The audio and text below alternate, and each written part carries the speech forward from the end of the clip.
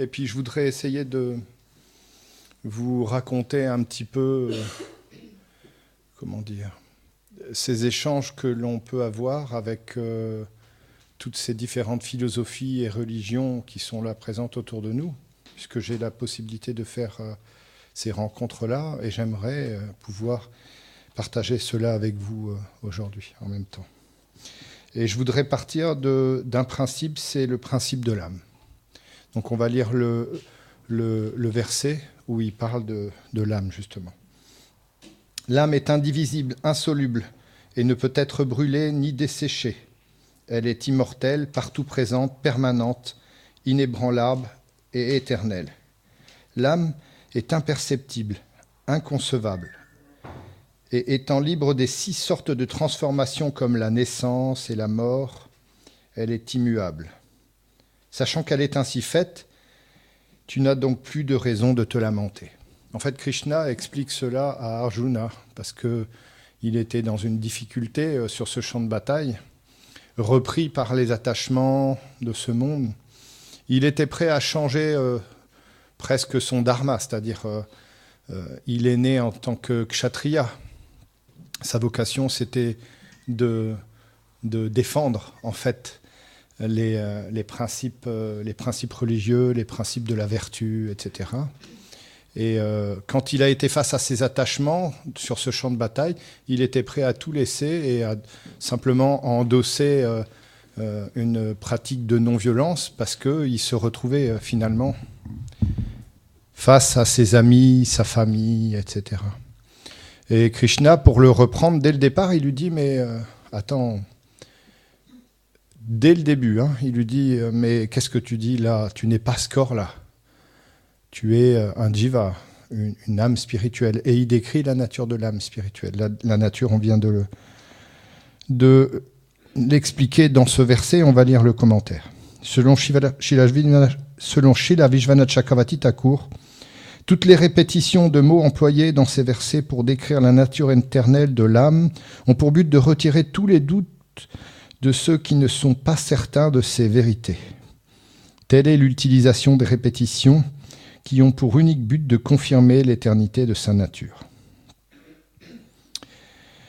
On reviendra là-dessus après.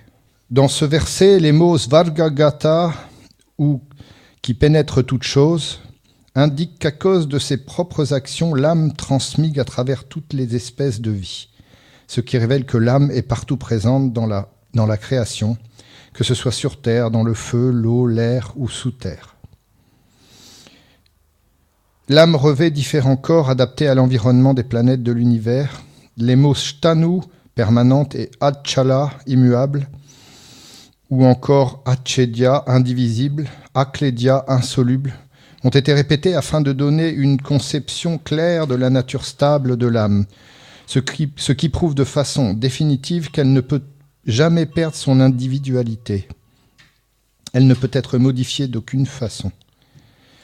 Aussi la théorie moniste qui tend à faire croire que l'âme perd son individualité lorsqu'elle atteint la libération se trouve-t-elle ici réfutée une fois de plus. Je vais juste déjà m'arrêter ça et parler d'un petit point par rapport à cette expérience que je fais dans ce milieu interreligieux, interconvictionnel. Ce qui est intéressant, en fait, dans ces échanges qu'on peut avoir avec toutes les autres philosophies, les autres religions, ce sont les points communs, en fait. Et tous ces points communs, ils sont très nombreux. La forme que ça prend après est évidemment différente. Effectivement, en fonction de plein d'éléments, la conscience, la nature, la naissance, les influences qu'on rencontre tout au long d'une vie, en fait, on est imprégné petit à petit d'une manière, d'un langage qui va nous permettre, ce langage, en fait, de communiquer avec cet absolu. Mais cet absolu est présent dans toutes les traditions, toutes les philosophies. Aujourd'hui, j'étais invité ce matin là, à la synagogue. Donc j'ai rencontré à nouveau le président du temple de cette synagogue-là, avec sa femme et ses enfants.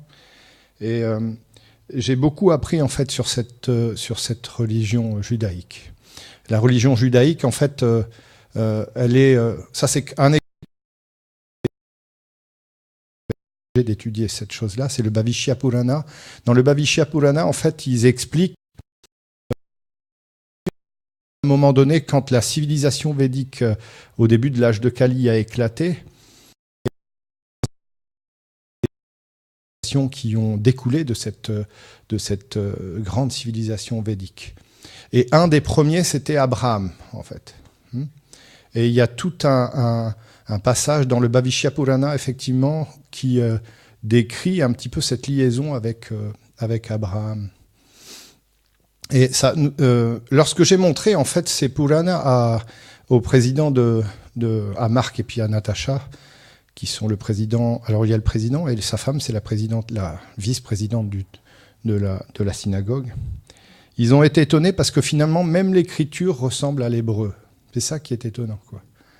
C'est-à-dire que même dans la forme de l'écriture, on est très très proche de l'écriture hébraïque. Quand j'ai écouté, effectivement, alors il y a toute une cérémonie, effectivement, où on lit la Torah. Il lit la Torah de la même manière que nous, on lit la Bhagavad Gita, en fait, qu'on lit le Bhagavatam, etc. Ils lisent la Torah tout au long de l'année. Et lorsqu'ils ont lu en fait, ils lisent, donc je voulais finir ça, lorsqu'ils lisent la Torah, ils la lisent d'un bout à l'autre. C'est sur des rouleaux, et ça leur prend environ 1 an pour lire toute la Torah, et après ils recommencent. Et quand j'y étais, il y avait un passage, effectivement, avec une parabole, avec une histoire qui était extraordinaire et qui ressemble énormément à ce qu'on voit aussi dans ces écritures védiques. Il est question de l'âme, bien sûr. Sur ce point-là, en fait, toutes ces philosophies, et j'ai aussi beaucoup de contacts avec l'islam, avec les protestants, les chrétiens, toutes ces philosophies sont d'accord sur ce point-là. Toutes ces religions sont d'accord sur ce point. Achintya, inconcevable. L'âme, elle, présente dans le cœur de l'être humain, et cet élément commun, finalement, à toutes ces philosophies. Krishna, en fait, s'évertue à décrire la nature de l'âme dans ce verset. Et il utilise des répétitions pour insister sur cette nature éternelle, transcendantale, quoi. Dans le Srimad Bhagavatam, il est décrit même ce passage où Kshirodakasha Vishnu, en fait, insuffle les âmes, l'énergie externe du Seigneur est insufflée comme ça dans le monde matériel d'une certaine manière. C'est décrit dans le Srimad Bhagavatam et c'est assez merveilleux. Et en fait, ces points-là, on les retrouve effectivement dans toutes ces religions. La grande difficulté pour communiquer finalement avec ces philosophies et ces différentes religions, c'est que dans la tradition védique, il y a un élément qui reste vraiment très difficile. C'est-à-dire qu'en fait, le Seigneur dévoile son aspect personnel. Que cet aspect personnel n'est pas dévoilé dans ces philosophies, que elles ne sont pas elles-mêmes reliées à cette réalité suprême. Alors, je n'ai pas retrouvé ce verset, je suis désolé, je le cherchais avec... Le Seigneur, en fait, il est derrière toutes ces philosophies, derrière toutes ces religions. Toi, tu peux peut-être... Et en fait, dans ce verset, le Seigneur explique que toutes les expressions qui sont des expressions, il est présent. Alors, quand je vais dans ces lieux-là, eh bien, avant tout, c'est ce que je ressens. Bien sûr, cet aspect personnel de cette réalité suprême amène une connaissance tellement merveilleuse. Mais merveilleuse dans quel sens ? C'est pas une question de suprématie, de la connaissance, etc. C'est une question de conscience, de perception. Cet aspect personnel à travers lequel le Seigneur est dévoilé dans la Bhagavad Gita et dans le Bhagavatam nous amène sur un point merveilleux. C'est la compréhension de chaque chose. Comprendre que tout a une place, que tout a une existence, une réalité qui, elle, est dépendante de cette réalité suprême. C'est simple quand on dit les choses comme cela, mais en fait, c'est pas si simple. Prendre, grâce à cette réalité transcendantale, cette réalité personnelle, la place de chaque chose, alors à ce moment-là, on commence tout doucement à arrêter de se battre. À arrêter de se battre avec les formes, à arrêter de se battre avec les attachements, les identifications, etc. Je dis bien on commence, le travail commence. Parce qu'on commence à comprendre petit à petit à travers ça notre véritable Achinta Beda Beda Tattva.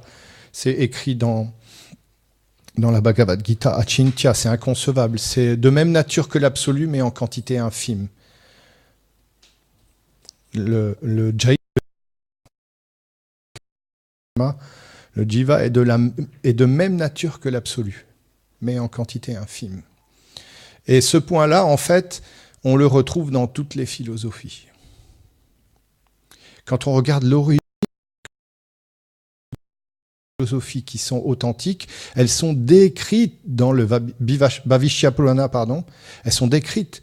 Comment le judaïsme apparaît, comment le christianisme apparaît. Il y a un passage, je l'ai lu, je ne le connais pas par cœur comme ça, mais il y a un passage où il y a effectivement toute une explication sur cette réalité de cette Satyavechavatar, quoi. En fait, c'est de Jésus, quoi. Sous quelle forme il vient, comment il vient et pourquoi il vient. Il y a aussi tout qui sont authentiques. Je ne parle pas des délires, d'accord ? On a cette capacité, même au sein d'une religion, même au sein d'un mouvement, même au sein d'une maths, même au sein de tout ce que vous voulez, de mettre notre petit grain de sel et puis de créer un petit peu quelque chose qui est un peu à notre sauce, quoi, à notre soupe, à nous, quoi. Je ne parle pas de ça. Je parle de l'origine. Et quand on écoute notamment la Torah, en fait, il y a ce même sentiment que le Seigneur est présent derrière cette réalité. Et ce qu'il y a de frappant, en fait, quand on écoute et quand on partage un petit... intime, on va dire, puisque j'ai été reçu aussi chez le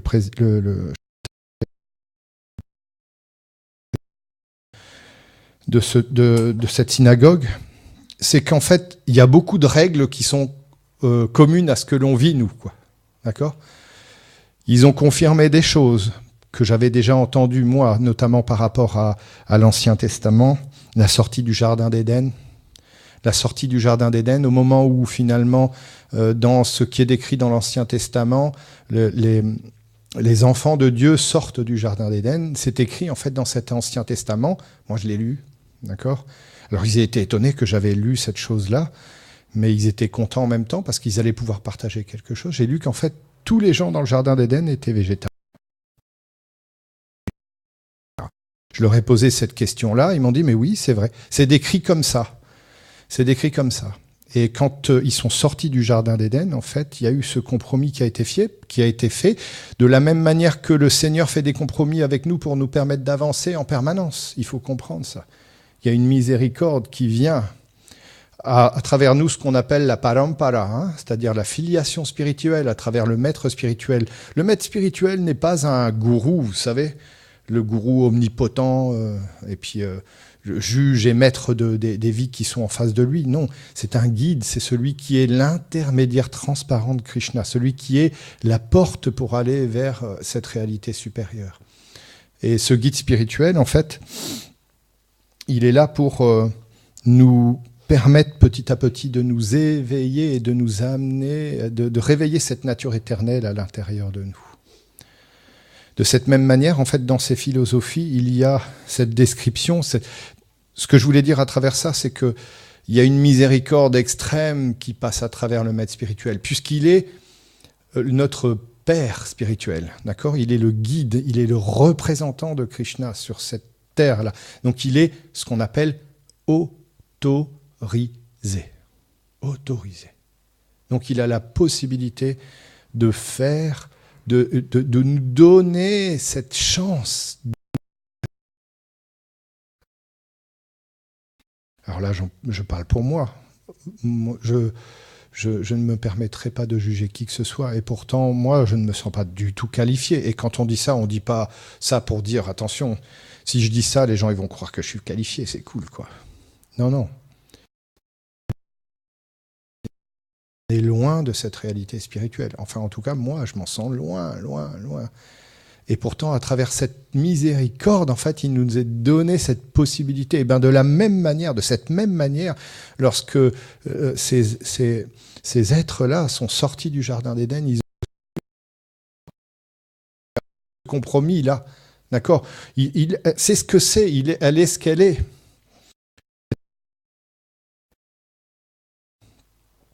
Alors pourquoi je parlais de ça? Parce que quand j'ai été chez eux, en fait, ce qui est frappant, c'est que les règles de... Alors nous, on a beaucoup de règles, vous savez, de propreté, des règles d'hygiène, elles sont très très strictes, c'est vrai, notamment dans la cuisine. Eh bien, dans cette tradition-là, on retrouve à peu près les mêmes règles, à tel point qu'il y a des endroits pour cuisiner les légumes, et pas en contact. Ni les objets pour cuisiner, ni un peu plus. J'ai été surpris de voir finalement qu'il y avait des similitudes, et eux-mêmes ont été surpris de voir qu'il y avait beaucoup de choses qui étaient là en commun, quoi, avec nous. Et pourtant, c'est pas facile. Et pourtant, malgré ça, cette communication, cet échange interreligieux, cet échange interconvictionnel, parce que c'est pas simplement des religions, mais c'est aussi, comment dire, il y a des gens qui sont des libre-penseurs, agnostiques, etc., qui viennent s'exprimer aussi dans cet échange-là. C'est pas facile. C'est pas facile, pourquoi? Parce que chacun s'identifie à ce qu'il véhicule, à ce qu'il... Chacun s'identifie à cette réalité temporaire. Et comme on est identifié à ça, on projette ça comme une vérité absolue sur les autres. Et quand on fait ça, eh bien, c'est le commencement finalement de la disharmonie. Le personnel est très important. Parce qu'en fait, cet aspect personnel de cette réalité suprême, sous la forme de Krishna, ce doux Seigneur, en fait, il amène cette harmonie, lui. Ce qui remet les choses à leur place. Il permet de comprendre la place de chaque chose. Il ne s'agit pas de se sentir ou supérieur ou inférieur à telle ou telle chose. Il s'agit de comprendre la place, comprendre comment un être a besoin d'avancer, d'évoluer dans une vie pour pouvoir finalement... Quel but on peut avoir dans cette vie-là? Eh bien, si on... nature de l'âme, là, sur la nature de l'âme, on peut déjà un petit peu comprendre quel pourrait être le but. Parce que finalement, aujourd'hui, on a complètement oublié cette nature de l'âme. Dans notre cœur, tout est comment dire... On oublie tout ça. Donc tout ce que l'on fait finalement, c'est pour pouvoir se reconnecter avec cette réalité suprême, avec cette réalité transcendantale. Même ce que font ces gens-là. Et ces gens, ils ne sont pas différents de nous. Ils sont sur ce chemin-là. Donc dans ce verset que malheureusement on n'a pas retrouvé, que c'est moi le fautif, le Seigneur, il dit, il y a un autre verset où il dit Am Sarvasya Prabhava, le Seigneur, Am Sarvasya Prabhava, je suis l'origine de toutes choses. Déjà rien que dans ce verset, il explique, il met en place les choses. Il dit voilà, pourquoi voir des différences? Pourquoi se battre? Pourquoi voir des choses qui sont supérieures ou inférieures? Pourquoi voir des choses qui sont là pour nous? Si vous voyez ça partout, si on voit ça partout, c'est parce que c'est déjà en nous. Cette graine-là est déjà en nous. Hein? Le fait de vouloir effectivement voir ces différences, voir, juger les gens. On est dans cette réalité-là, où on se méfie même, effectivement, comme le disait l'autre jour Gurudev dans cette... Et je me sens concerné par ça. On est dans une même famille et on voit des différences, on voit des difficultés. On a oublié cette nature de l'âme. Alors quand on échange avec ces gens-là et qu'on a un débat, on va dire, philosophique, eh bien petit à petit, on se rend compte avec... je discute beaucoup avec les juifs et puis les musulmans. J'ai un ami qui s'appelle Khalid et puis un autre Abdelkader, et qui sont très très impliqués dans la vie. Quand on discute, et donc avec Marc et Brigitte, Marc et Natacha, pardon, aussi, dans cet échange philosophique, on trouve tous ces points communs. D'accord ? On trouve cette même réalité de l'âme, cette même réalité de ce monde spirituel. Tout est caché dans certaines religions, et en même temps, tout est révélé sous des formes différentes. La chance que l'on a dans ce qu'on appelle Veda. Veda, vous savez ce que ça veut dire ? Veda, ça veut dire écriture révélée. Ça veut bien dire ce que ça veut dire. Écriture révélée. Ça veut dire qu'en fait, on nous donne qui on est réellement, pour comprendre l'environnement dans lequel on évolue, pour comprendre le but de tout ça, et pour comprendre le moyen d'atteindre ce but. Ça, c'est la Bhagavad Gita, c'est la base. Ces 4 principes sont abordés à travers le principe de l'action dans la Bhagavad Gita. Mais si on lit la Torah, si on lit des écrits, la Bible, qu'est-ce qu'on retrouve ? On retrouve ces mêmes principes. On retrouve cette même possibilité de comprendre, de comprendre cet environnement, de comprendre cette réalité et d'aller... Voilà. Soyez forts de ça, en fait. Soyons forts de ça. Et quand on va vers ces gens-là, si on va... Vous savez, je voyage depuis très longtemps parce que je suis fils de militaire. Et j'ai beaucoup, beaucoup voyagé. Et j'ai vu des gens voyager de différentes manières.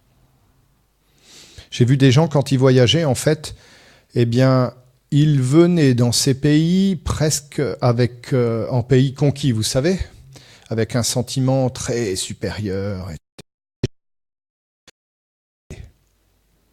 Ça se passe mal. Hein ? Et quand ils reviennent, après, ils disent oh, « c'était horrible ». Dans n'importe quel pays où j'ai vécu à Djibouti, j'ai vécu à chaque fois, on me disait oh, « attention, si tu vas là-bas, mais c'est l'enfer, c'est l'enfer ». Moi, j'ai été dans ces pays et j'ai été non... Ah bon, ça va. Je n'ai pas été en conquête d'une chose, c'est que j'avais beaucoup à apprendre. Donc je suis allé avec cette ouverture. J'ai jamais vu ce que ces gens ont vu. Jamais, jamais. J'ai jamais vu de difficulté. À un moment donné, même quand j'ai été en Inde, j'ai été un mois tout seul en Inde, on m'avait dit attention là, si tu vas à la frontière du Bengale et du Bangladesh, là, il y a des endroits, ça craint, parce qu'il y a beaucoup de musulmans, et puis ça craint vraiment. J'y suis allé. Et j'ai vu des gens souriants qui m'accueillaient. Alors au début, bien sûr, qui ne serait pas méfiant, franchement. On a été à Java, le village de naissance de Radharani. C'est ça, où elle vit Radharani. Et puis, en fait, quand on est arrivé dans ce village, on a traversé une rizière pour pouvoir y arriver, je me rappelle, c'était un coin un peu paumé, quoi. Puis les gens, au début, ils nous regardaient bizarrement comme ça. Mais c'est normal. Vous êtes là, vous vivez dans un endroit complètement isolé, vous voyez des gens qui arrivent et vous vous dites, mais qu'est-ce qu'ils veulent, ces gens-là ? Alors, vous êtes des conquérants, etc., vous allez vous faire châtier, c'est sûr, et vous faites preuve un tout petit peu d'intelligence, d'ouverture, de respect, d'acceptation. À chaque fois, on trouve des gens merveilleux. Et moi, partout où j'ai été, j'ai fait cette expérience-là. Quand j'ai vécu à Djibouti, je me rappelle, j'étais tout petit, pourtant je me rappelle. Hein. Le premier mois, j'étais à l'école des sœurs. Ouh là là là là. J'ai tellement pleuré que j'ai demandé à mes parents de quitter cette école des sœurs parce que c'était vraiment très strict, très sévère. C'était très dur, quoi. Donc je suis allé à l'école laïque là-bas. Alors bien sûr, j'étais entouré des gens qui vivaient là-bas, quoi. Et j'ai vécu une expérience fantastique. J'ai fait cette expérience. Alors pourquoi je parle de ça ? Parce que de cette même manière, quand on va vers les autres religions, vers les autres philosophies, etc., si on est persuadé d'avoir la vérité, si on est persuadé que l'autre il se trompe, déjà, ça va pas le faire. Même si on fait un grand sourire devant, vous savez. Bonjour, ça va ? Et puis à l'intérieur de vous, vous pensez que finalement, lui, il est dans l'erreur. Mais vous avez la vérité. Moi, je sais. Seule religion ou philosophie qui soit bonne, qui soit juste. Donc quand on est dans ce milieu interreligieux, en fait, on a aussi on est confronté à cette même réalité-là. C'est-à-dire qu'on est face à des gens qui, plus ou moins, ont la capacité d'accepter cette réalité supérieure. Mais si vous-même, si nous-mêmes, en tant que Vaishnav, on n'a pas ce jugement vis-à-vis d'eux, alors petit à petit, les choses se simplifient. Et on arrive à communiquer. Là, j'ai discuté avec ces gens-là, là, et on essaie de rentrer dans le. Il y a des échanges, comment dire, qui sont faits entre les monothéistes, c'est l'islam, les chrétiens et les juifs. Et en fait, au niveau national, nous, on essaie de rentrer dans ce milieu-là. Pourquoi ? Parce qu'on est une religion monothéiste. Plus de ça, pas encore. Ils m'ont un petit peu raconté ce qui s'est passé dans la dernière réunion, mais il y a toujours des difficultés, c'est normal. Mais si nous, on fait preuve de tolérance, si on fait preuve de respect, alors les choses changeront. Et ils nous accepteront, finalement. Et de cette manière-là, on va pouvoir échanger et partager à ce moment-là quelque chose de tellement merveilleux. Parce que, effectivement, lorsque on parle de cette réalité suprême, telle qu'il en parle dans ce verset, le Seigneur, à travers la description de l'âme, alors on voit qu'on n'est pas face à quelque chose d'anodin, quoi. Hein ? On nous donne la clé pour comment dire, comprendre notre véritable nature et nous introduire dans une réalité supérieure.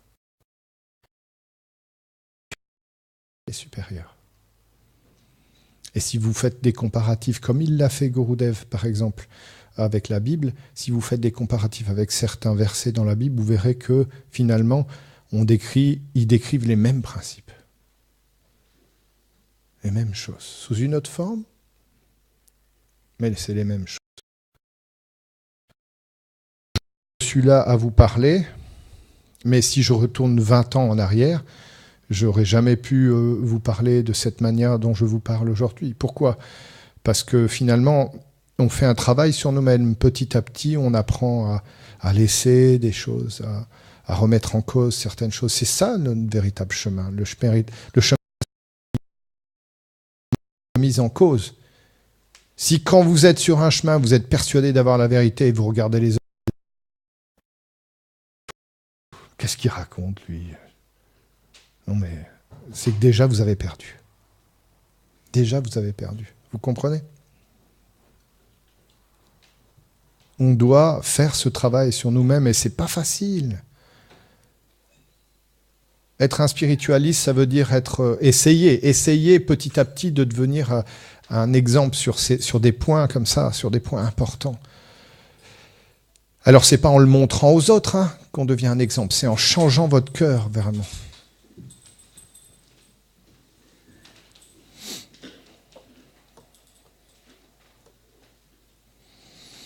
J'ai été étonné de voir que, par exemple, dans cette religion, dans cette tradition judaïque, il était question de réincarnation.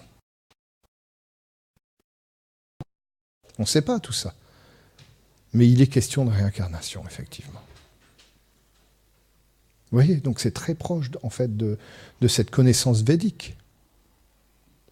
Si on lit certains textes dans la Bible, des passages qui ont été supprimés ou changés, sûrement, c'était quand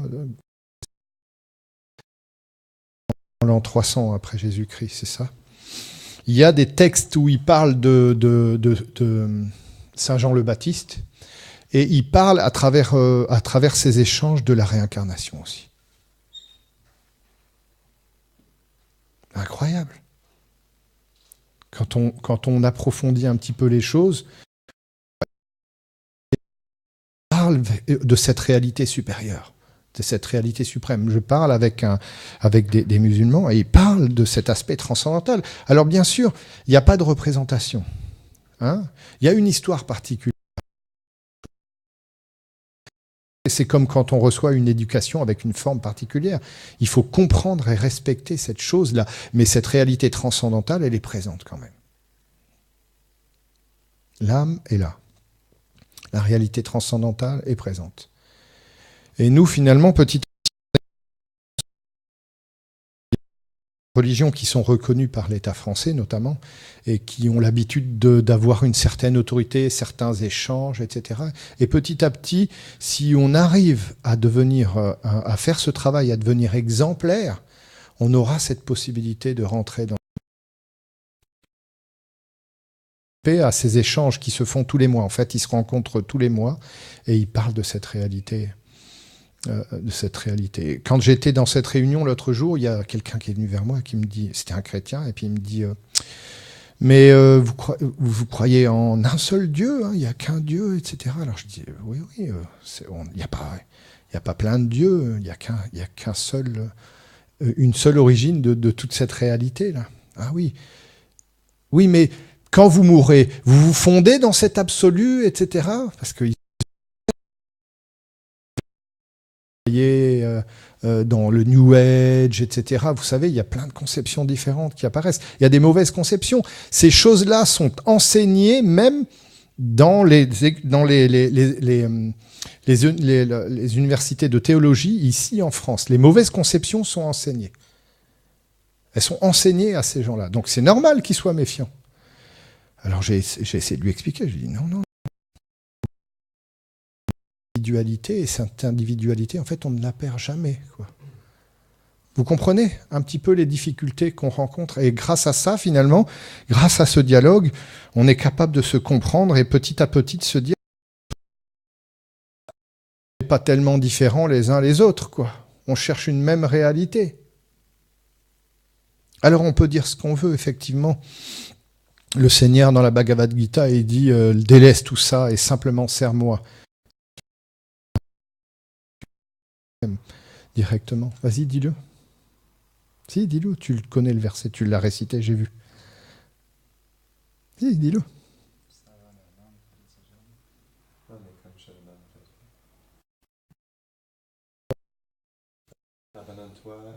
Abandonne toute forme de religion et abandonne-toi tout simplement à moi. Je te protégerai de toutes tes réactions impies. N'aie pas peur. Voilà.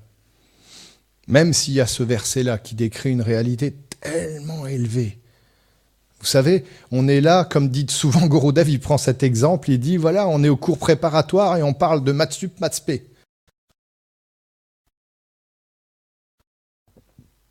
Pour arriver à comprendre ce qui se passe au niveau de Matsup Matspé. Je me rappelle, moi, j'ai fait un IUT informatique, et quand j'ai fait cet IUT informatique, les maths avaient une grande place quand même. Matsup Matspé, d'accord? Eh ben, il faisait ses cours de maths, mais d'une manière littéraire, comme ça, là. Je pigeais que dalle, rien du tout. C'était du chinois pour moi. Je comprenais rien du tout. J'ai été largué, mais alors grave, quoi. Parce que c'était pas de mon niveau, vous comprenez? Mais ça veut pas dire que ce qu'il disait, c'était faux, hein. Ce qu'il disait, c'était juste quand même, mais j'étais pas capable de comprendre. Alors des fois, dans cette réalité suprême, dans ces écrits védiques qui sont tellement merveilleux, il parle de la réalité ultime, de cette vérité ultime. Ils décrivent des choses tellement élevées. Celui qui est capable de comprendre ça, ok. Vous voyez ? Mais on a oublié toutes les vies qu'on a passées à faire toutes les marches. Certains sont nés Vaishnav, mais les autres, est-ce qu'ils n'ont pas expérimenté d'autres choses ? Moi, je peux vous dire que j'ai expérimenté d'autres choses. On pourrait en parler pendant des heures. Et pourtant, aujourd'hui, on est là. Vous comprenez ? Donc, il faut laisser cette opportunité, il faut laisser l'opportunité à l'être humain d'être ce qu'il est, d'expérimenter ce qu'il a à expérimenter pour arriver à cette réalité supérieure telle qu'elle est décrite dans la Bhagavad Gita. Mais pas simplement dans la Bhagavad Gita, dans d'autres... très très détaillés aussi. Vous comprenez ?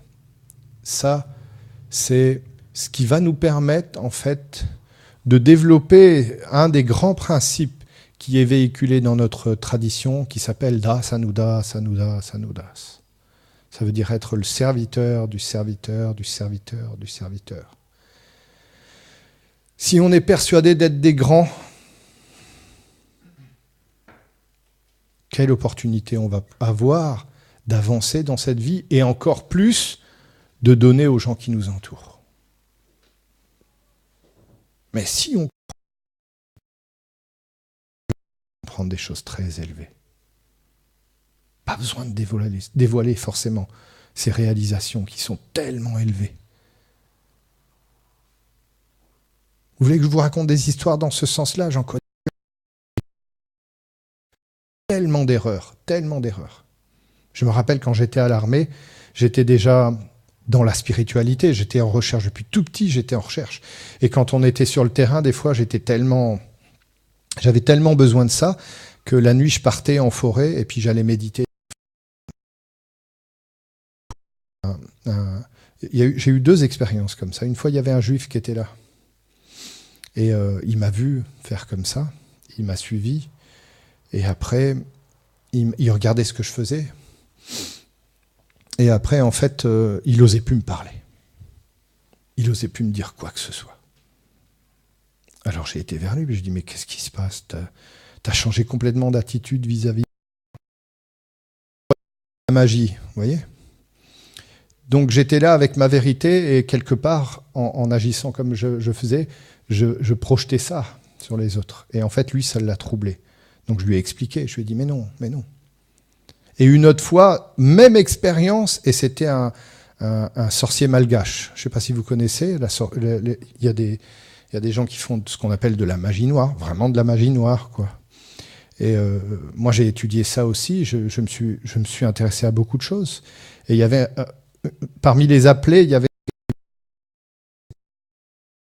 un suivi comme ça dans la forêt, lui aussi. Lui, il a fait différemment. Il s'est assis à côté de moi et puis il m'a dit, écoute-moi, je t'apprends ma magie et toi, tu m'apprends ta magie. Vous voyez comme on peut tromper les gens ? Simplement en montrant trop cette chose-là. Expérimente à travers cette connaissance, à travers ce chemin qui est tellement merveilleux, qui est une réalité. Vous comprenez ? On partage ça. Et grâce à ce partage, c'est vrai qu'on a la possibilité d'avancer. Surtout, il y a un passage de la Bhagavad Gita qui explique cette chose-là aussi. Il faut faire attention de la manière dont on parle de tout ça, avec qui on parle. Il faut faire attention. Pour ne pas blesser les gens qui sont là autour de nous. Vous comprenez ? Pas pour faire croire... Ce verset, il n'explique pas qu'on est supérieur aux autres, non.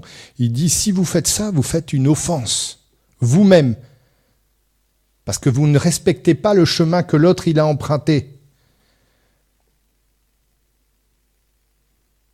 C'est ça, en fait, cette science-là.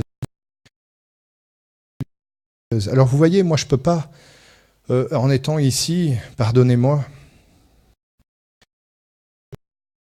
une réalité supérieure, il y a des divertissements tellement merveilleux avec Krishna, etc.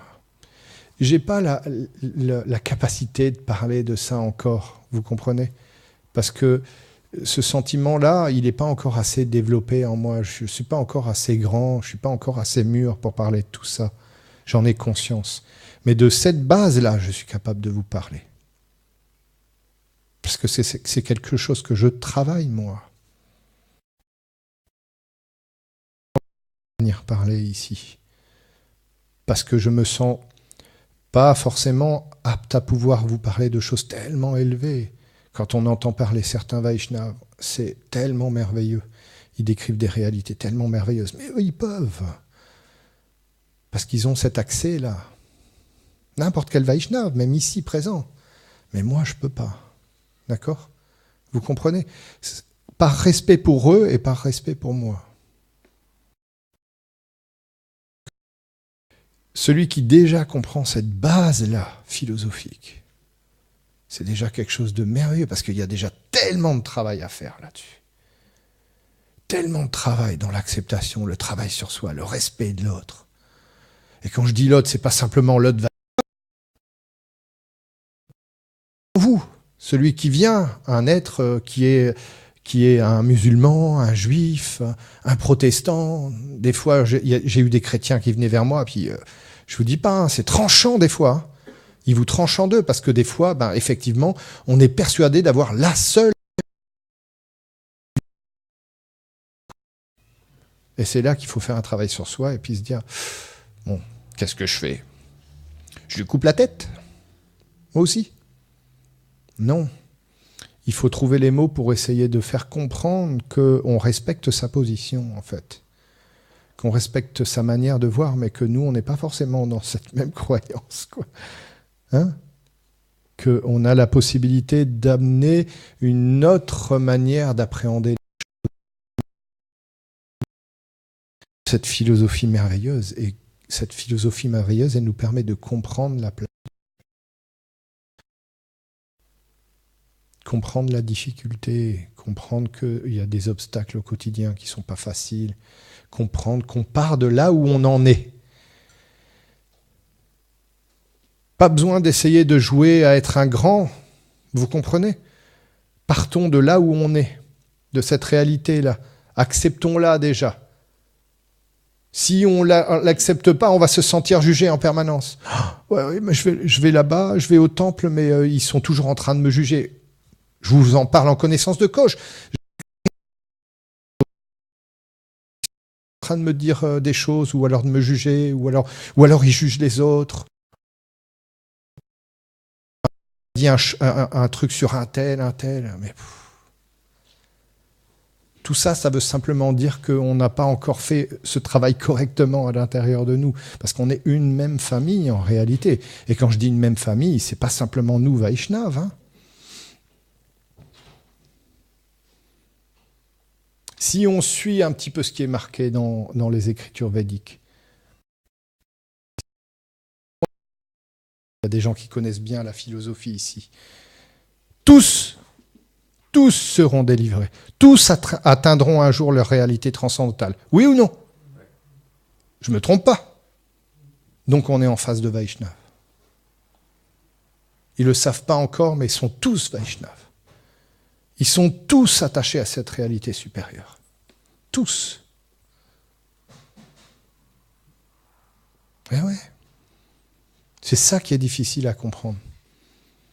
On voit le mal, on voit les différences, on voit la difficulté. Pourquoi je suis capable de vous parler de ça, tout de suite là? Moi. C'est parce qu'il y a voir ce mal, voir cette difficulté, voir cette différence, de juger, croire qu'on est meilleur que l'autre, croire qu'on en sait plus que l'autre, donner des leçons. On est fort pour ça, oui ou non? Quand on est dans ce milieu interconvictionnel là, moi ça m'a obligé de travailler autre chose.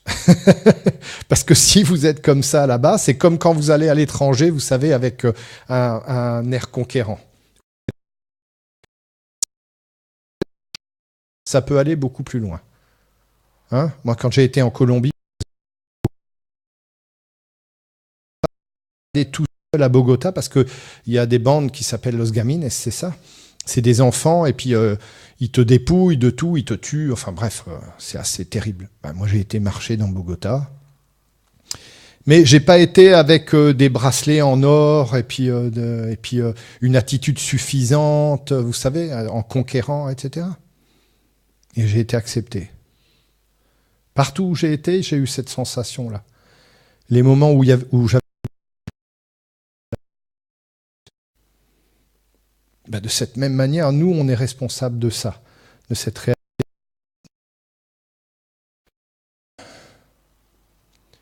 Dans cette réalité-là, on a une étiquette de spiritualiste. Est-ce que vous le savez, ça? Moi, je vais au travail avec ma jaquette.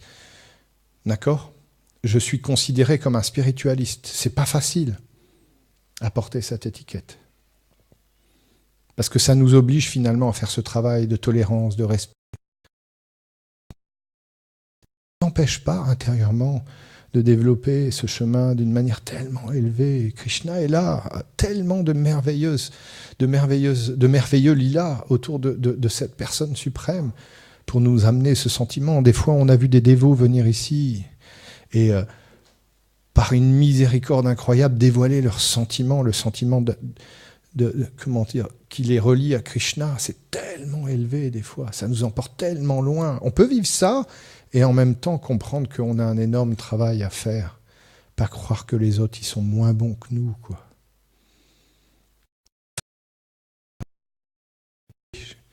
C'est fini, non, c'est ça?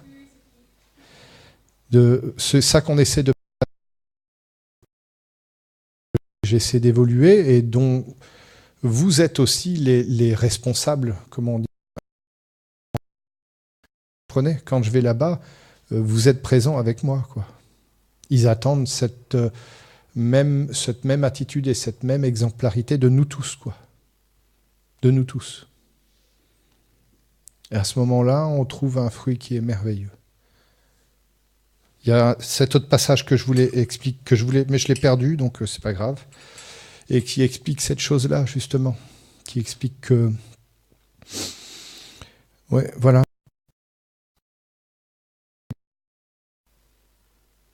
Vivre quelque chose de tellement élevé intérieurement, à travers cette compréhension, cette philosophie, une attitude tellement merveilleuse, tellement parfaite vis-à-vis des gens. C'est ça qu'on essaye de faire, d'être des serviteurs, vraiment. C'est un long chemin. Et je voulais partager ça avec vous. Voilà. Merci.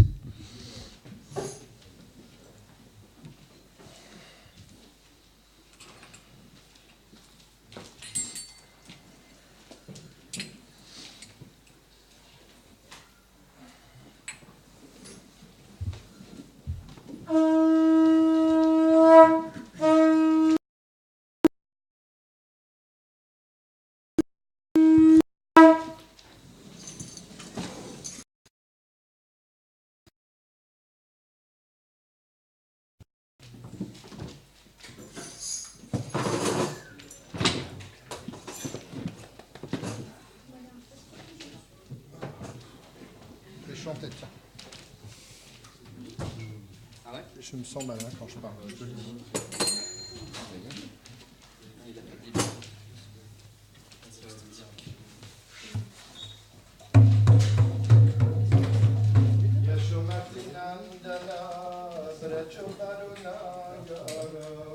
Gokulara